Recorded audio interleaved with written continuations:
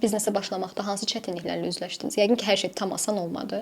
Dubai təbii ki, istənilən şəxs digər bir ölkəyə gedəndə, hər hansı başqa bir xarici ölkədə biznes quranda daha çətin olur və tanımırsan insanları, eyni zamanda əlaqələr quracağın şəxsləri tanımırsan, qanunlar, qaydalar daha fərqlidir. Nə qədər hüquqşünas olsaq da, amma biz Azərbaycanın hüquq sistemi bilirik və s.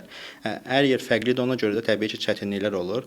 Amma belə deyək də, mənə görə ən yaxşı qərarımız oldu ki, biz şirkətimizi açana kimi bəlkə bir 6 dəfə biz Dubaya getdik və hər dəfə bəlkə bir 20-30-a yaxın şirkətlə görüşdük, bizim işi görən digər şirkətlərlə hamısı ilə danışdıq və ondan sonra qərara gəldik ki, okay, biz hansı sahəni konkret olaraq seçməliyik. Çünki orada Azərbaycan kimi deyil. Bizdə yəqin ki, məlumatınız var. Bizdə MMC açmaq çox sadədir və bir cürdür. Yəni MMC-ni ya onlayn şəkildə, ya fiziki şəkildə rahat bir neçə gün açmaq olur. Amma Dubayda o qədər fəaliyyət sahələri və hər fəaliyyət sahəsinə dair o qədər qayda, qanun və icazələr var ki, orada mütləq şəkildə sən əvvəlcədən bilməlisən ki, hansı sahəni seçəcəksən ki, artıq fəaliyyətə başlayanda sən hər hansı səhv eləməyəsən və ya çətinlik yaşamayasan.